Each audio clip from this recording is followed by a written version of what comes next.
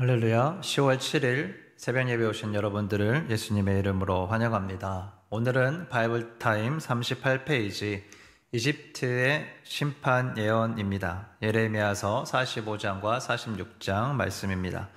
본문 요약을 함께 보시겠습니다. 예레미야는 하나님이 자신을 통해 친구이자 제자이고 또 서기관인 바룩에게 하나님이 주신 말씀을 책에 기록하게 했다. 하나님은 이집트를 포함한 9개 주변 국가들의 심판을 예언하신다. 먼저 43장과 44장의 말씀을 간단하게 살펴보겠습니다. 예레미야는 유다에 살아남은 사람들에게 주님께서 이집트로 가지 말라고 말씀하셨음을 경고했습니다. 그러나 호사야의 아들 아사랴와 가레야의 아들 요하난과 고집센 모든 사람들이 예레미야의 말은 거짓말이다 라고 이렇게 매도했습니다. 결국 요하난은 모든 군 지휘관들과 함께 예레미야를 포함한 다른 사람들을 다 데리고 이집트로 가버립니다. 강제 이주해버린 것입니다. 하나님의 말씀에 불순종한 사람들 때문에 결국에 예레미야도 이집트로 갈 수밖에 없는 그런 상황이 되었습니다. 예레미야는 하나님께서 느부갓네살 왕을 이집트로 데리고 와서 이 바빌로니아의 군대가 이집트를 치고 이집트는 연병과 칼에 죽고 또 포로로 끌려갈 것이다. 이런 말씀을 하셨다라고 전했습니다. 하나님의 말씀에 불순종한 자들도 이와 같이 멸망하는 이집트에서 함께 고난을 당할 것에 대해서 하나님께서 말씀하셨습니다. 예레미야의 이 모든 사역의 순간들이 정말 어렵고 힘들 때가 많았지만 이제 내가 타국에서 죽을 수 있다라는 가능성, 자신의 의지와 상관없이 하나님께서 가지 말라고 했던 그의 이집트로 가는 불순종을 하게 되고 또 그곳에서 받을 심판을 예언해야 되는 예레미야의 심정이 어떠했을까요? 예레미야의 모든 사역의 순간들이 정말 어렵고 힘들었을 때가 많았겠지만 이제 타국에서 내가 또 죽게 될 수도 있다라는 가능성 앞에서 그의 마음이 더욱 어려웠을 수도 있을 것 같습니다. 그럼에도 예레미야는 이집트가 심판받을 것이라는 하나님의 말씀을 분명하게 전달합니다. 이러한 예레미야의 순종이 바로 천국에서는 보석과 같이 빛날 것입니다. 예레미야와 같이 환경과 상관없이 말씀을 믿고 순종하며 하나님의 말씀을 그대로 전하는 것, 그것이 우리가 살아가는 우리의 삶의 모습이 되기를 또한 기도해 봅니다. 이집트에 임할 심판의 메시지에도 불구하고 유다 사람들은 이집트에 머물면서 그 땅의 문화와 동화되고 점점 타락해가는 그런 삶을 살아갑니다. 하나님께서는 이러한 모습을 스스로 자신을 망치고 죽이는 어리석은 행동이다 이렇게 말씀하십니다. 세상 만민에게 저주와 조롱이 되는 그러한 모습을 유다 백성이 가지고 있다라고 말씀하시면서 그들을 책망하십니다. 그러나 오히려 하나님의 말씀을 전하는 예레미야에게 이집트에 사는 모든 유다 백성들은 항의하면서 불순종과 우상 숭배를 선택하는 길을 걷습니다. 44장까지 함께 살펴본 예레미야가 이집트로 끌려간 그런 상황은 바빌로니아 군대가 이미 침공한 이후의 일이었습니다. 오늘 본문 45장 1절 말씀을 함께 보면 요시야의 아들 여호야김이 유다 왕이 되어 다스린 지 4년째가 되던 해에 예언자 예레미야는 네리야의 아들 바룩에게 주님께서 하신 말씀을 불러주어 책에 받아쓰게 하였다. 그때 예언자 예레미야가 바룩에게 말하였다.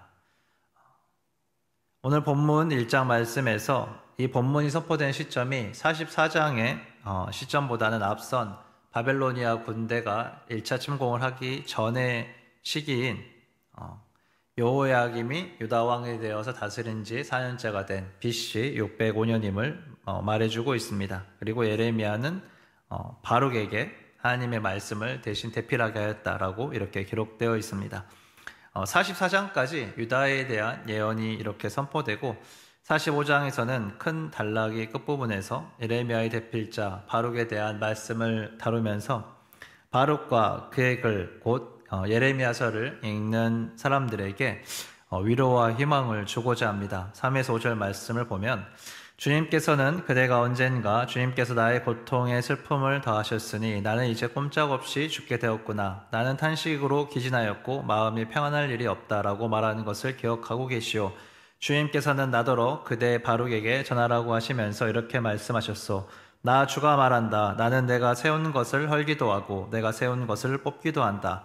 온 세상을 내가 이렇게 다스리거늘 내가 이제 큰 일을 찾고 있느냐. 그만두어라. 이제 내가 모든 사람에게 재앙을 내릴 터인데 너만은 내가 보호하여 내가 어디로 가든지 내 목숨만은 건져주겠다. 나 주의 말이다. 하나님께서는 이 바룩의 탄식을 들으시고 그를 보호하시겠다. 목숨만은 건져주시겠다. 이렇게 말씀하셨습니다. 하나님께서 세운 것을 헐기도 하고 심은 것을 뽑기도 하며 이미 세상을 다스리시는 분이시다라고 선포하시면서 세상을 주관하시고 역사하시는 하나님이시지만 작은 자의 그런 신음을 놓치지 않고 듣고 계신다라는 메시지를 저희에게 주십니다. 이 말씀을 태어나는 예레미야 또 그것을 기록하는 바룩 모두에게 위로가 되는 하나님의 말씀이었을 것입니다. 이제 46장부터 51장까지는 유다와 직간접적으로 관계를 맺고 있는 열방을 향한 예언이 선포됩니다. 그리고 52장에서 예루살렘의 함락과 유대 멸망을 다루고 있습니다. 그 중에 이제 45장까지의 큰 획이 지나가고 46절은 이집트에 대한 내용입니다. 가장 처음 이 열방을 향한 예언 중에 이집트가 등장하는 이유는 무엇이었겠습니까? 이집트가 요셉과 모세 이후로 이스라엘 백성들의 언약과 가장 연관이 있는 외국 나라이며 또 유다 백성이 지금 가장 의지하고 있는 나라이기 때문입니다. 또한 44장까지 언급한 것처럼 실제 유다 백성이 머물면서 타락해가는 이집트이기 때문에 가장 먼저 언급되는 것으로 저희가 생각해 볼 수 있습니다. 46장 1절에서 2절을 보면 이집트에 대한 이 예언 역시 BC 605년경에 이루어진 일임을 볼 수 있습니다. 그래서 바벨로니아 1차 침공 전이고 이 44장의 그의 말씀 전에 있는 상황인 것이죠. 3절과 4절에 보면 이집트의 장교들이 싸움을 나가려고 준비하고 있는 모습을 보여주고 있습니다. 이 전쟁은 어떤 전쟁이냐면 중동의 패권을 다투는 전쟁이었습니다. 전통적인 중동의 강호인 이집트와 새롭게 신흥으로 부상하면서 아수르를 물리친 이 바빌로니아 두 왕국의 싸움이었습니다. 그래서 이 전쟁은 유프라테스강 상류적인 갈그미스에서 BC 605년에 일어난 갈그미스 전투라고 합니다. 이 전쟁이 일어날 해 BC 605년에 예레미야가 하나님의 말씀을 예언함으로 이 전쟁이 미리 일어날 것을 선포하였습니다. 5절에서 12절 말씀을 보면 갈그미스 전투에서 이집트가 패하여 바빌로니아가 중동의 패권을 잡게 되는 중요한 역사적 전환이 있게 됨을 예언하였고 이것은 실제로 그렇게 일어났습니다. 10절을 보면 오늘은 만군의 주 하나님께서 원수들에게 복수하는 날이시다. 오늘은 주님께서 원수를 갚으시는 날이다. 주님의 칼이 그들을 삼켜서 배부를 것이며 그들의 피로 흠뻑 젖을 것이다. 오늘은 만군의 주 하나님께서 북녘 땅 유프라테스 강가로 오셔서 희생 제물을 잡으시는 날이다. 세상에서 전쟁이 일어나고 있지만 그 위에 하나님께서 역사하시는 경륜이 있다. 이렇게 성경은 이야기합니다. 이집트의 패배는 곧 만군의 하나님께서 원수들에게 복수를 하는 날이다 라는 것을 말해주고 있습니다.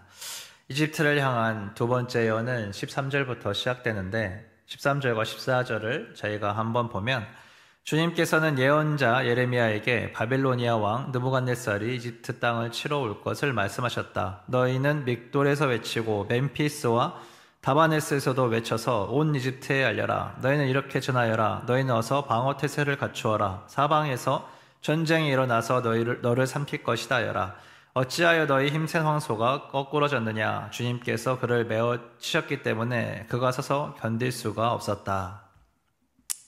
이 말씀은 갈그미스 전투를 통해 큰 승리를 얻은 바빌로니아가 이제 그 후에 BC 580년과 BC 570년에 두 차례나 이집트를 침공하면서 또 567년에 이집트가 멸망하는 그 사건으로 이어지는 말씀을 이제 전하고 있는 것입니다. 미리 예언한 일들이 실질적으로 이 두 나라 가운데 이루어지고 있는 것입니다. 이집트는 전통적인 강대국이었기 때문에 이집트가 질 것이라 라는 것을 상상하기 힘들었지만 힘센 황소가 어떻게 거꾸러졌느냐, 주님께서 메어 치셨다라고 이렇게 선포하고 있습니다. 25절과 26절의 말씀을 보면 나 만군의 주 이스라엘의 하나님이 말한다. 보아라, 테베의 신 아몬에게 벌을 내리고 바로와 이집트와 그 나라의 신들이나 왕들에게도 벌을 내리고 바로뿐만 아니라 그들을 의지하는 사람에게도 벌을 내리겠다. 내가 그들의 목숨을 노리는 바빌로니 왕 느부갓네살과 그 부하들의 손에 그들을 넘겨주겠다.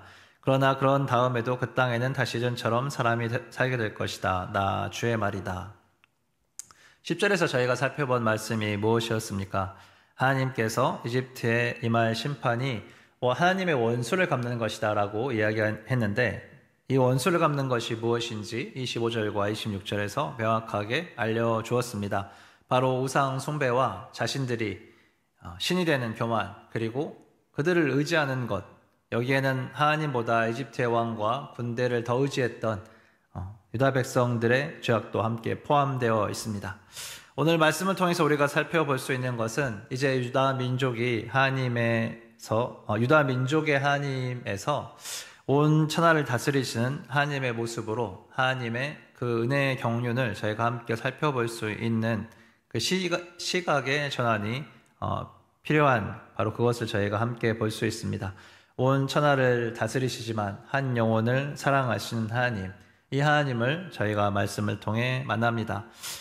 지금 우리의 현실에서도 전쟁이 끊어지지 않고 일어나고 있습니다. 이스라엘과 중동 국가의 전쟁이, 또 러시아와 우크라이나의 전쟁이, 그리고 아직 휴전 중인 남한과 북한의 현실을 놓고 하나님의 뜻이 이루어지고 영혼들의 구원을 위해 우리가 힘써 기도할 때입니다. 마지막으로 27절과 28절을 보면 나의 종 야곱아 너는 두려워하지 말아라. 이스라엘아 너는 무서워하지 말아라. 내가 너를 먼 곳에서 구원하여 데려오고 포로로 잡혀간 땅에서 너희 자손을 구원할 것이니 야곱이 고향으로 돌아와서 평안하고 안정되게 살 것이며 아무런 위협도 받지 않고 살 것이다. 나 주의 말이다. 나의 종 야곱아 너는 두려워하지 말아라. 내가 너와 함께 있다. 내가 너를 쫓아 여러 나라로 흩어버렸지만 이제는 내가 그 모든 나라를 멸망시키겠다. 그러나 너만은 내가 멸망시키지 않고 법을 따라서 징계하겠다. 나는 절대로 내가 벌을 면하게 하지는 않겠다. 이러한 전쟁의 소식들은 이스라엘에게 두려움을 줍니다. 마찬가지로 지금 일어나고 있는 전쟁의 소식들이 우리에게 두려움을 줄 수 있고 어려움을 줄 수 있습니다. 전쟁에 대한 다양한 예언들이 난무할 수도 있습니다. 이럴 때 우리가 가장 붙들어야 되는 것은 무엇입니까? 그것은 바로 하나님의 말씀입니다. 하나님의 선하심과 영혼을 사랑하시고 구원하시기 원하시는 하나님의 그 성품을 저희들이 집중하여서 바라보아야 됩니다. 신실하고 변치 않으시는 주님의 그 언약, 하나님께서 유다 백성을 인도하시고 멸망시키지 않겠다라고 말씀하셨던 것과 같이 하나님께서도 말씀을 따라 순종하는 우리를 하나님의 자녀, 하나님 백성 삼으시고 인도하시겠다, 그렇게 말씀하고 있기 때문입니다. 주님께서는 그의 선하심을 저에게도 베푸십니다. 주님은 환난과 핍박, 또 전쟁과 기근, 자연재해 등에서도 말씀하셨습니다. 그래서 우리가 어려워하고 두려워할 수 있지만 주님의 이 말씀은 결국 다시 오시는 예수 그리스도를 통한 하나님 나라의 완성, 그것이 우리에게 희망으로 주어진다라고 그렇게 말씀해 주고 있습니다. 지금 이 땅에서 일어나고 있는 남한과 북한의 하나됨으로 인해서 열방을 섬기는 은혜의 일들과 또 러시아와 우크라이나가 회복하며 또 중동과 또 이스라엘 향해서 하나님의 사랑이 전파되어지는 것들과 또 중동과 이스라엘과 아시리아가 하나 되어서 열방을 섬기는 또 이 은혜의 일들이 주님 다시 오시는 그날까지 또한 일어나면서 하나님의 은혜의 때가 온전히 우리에게 도래할 준비가 되는 것, 주님이 다시 오실 때 더 많은 영혼들이 천국에 들어갈 수 있도록 구원받을 수 있도록 주님께서 강하게 역사하시는 것을 우리가 또한 함께 사모하며 기대해야 될 것입니다. 우리는 두려워하는 사람이 아니라 말씀을 붙잡는 사람들이며 우리는 열방을 품은 그리스도인이며 우리는 그리스도와 함께 이 땅을 살아가는 하나님의 자녀들입니다. 주신 말씀을 바탕으로 함께 기도하시겠습니다. 사랑이 풍성하신 아버지 하나님 감사합니다. 세상에서 여러 소리가 들리고 주님 우리를 두려움 가운데로 몰아내려고 할 때 아버지 하나님 우리가 주님의 신실하신 말씀을 붙잡기 원합니다. 아주 오랜 시간부터 주님 이 땅을 창조하시고 사람들을 창조하시고 역사를 주관하셨던 하나님, 많은 민족과 나라들을 다스리셨던 하나님, 이 하나님께서 지금도 나라와 민족들을 다스리고 계십니다. 주님 이 나라를 긍휼히 살피소서. 또 전쟁 중에 있는 나라들을 긍휼히 살피시고 각 나라들 가운데 또 열방을 향해 선포될 또 하나님 나라를 위해 주님의 나라 복음을 위해 또 회복될 주님 그 나라를 위해 함께 기도하며 나아갑니다. 아버지 하나님 지금의 모습과 우리 눈에 보이는 현실을 넘어서서 우리가 믿음으로 기도하는 것은 주님의 말씀이 이루어지고 주님의 뜻이 하늘에서 이루어진 것과 같이 이 땅 가운데 전쟁 중에 있는 나라들 가운데 이루어지기를 원한다는 것입니다. 주님 다시 오시는 그날까지 우리가 계속해서 하나님 나라를 사모하며 달려갈 때 더 많은 영혼들을 허락하여 주시고 구원하여 주시옵소서. 아버지 하나님이 많은 나라들이 회복되어서 열방을 향해 주님 많은 영혼들을 구원하는 나라들, 하나님을 높여드리는 나라들 될 수 있도록 주님 은혜 허락하여 주시고 환난과 핍박 가운데에서도 그리스도의 사랑으로 주님 열방을 섬기는 아버지 하나님 그러한 나라들 될 수 있도록 주님 인도하여 주시기를 간절히 기도합니다. 우리의 산 소망 되신 예수 그리스도의 이름으로 감사드리며 기도드렸습니다. 아멘.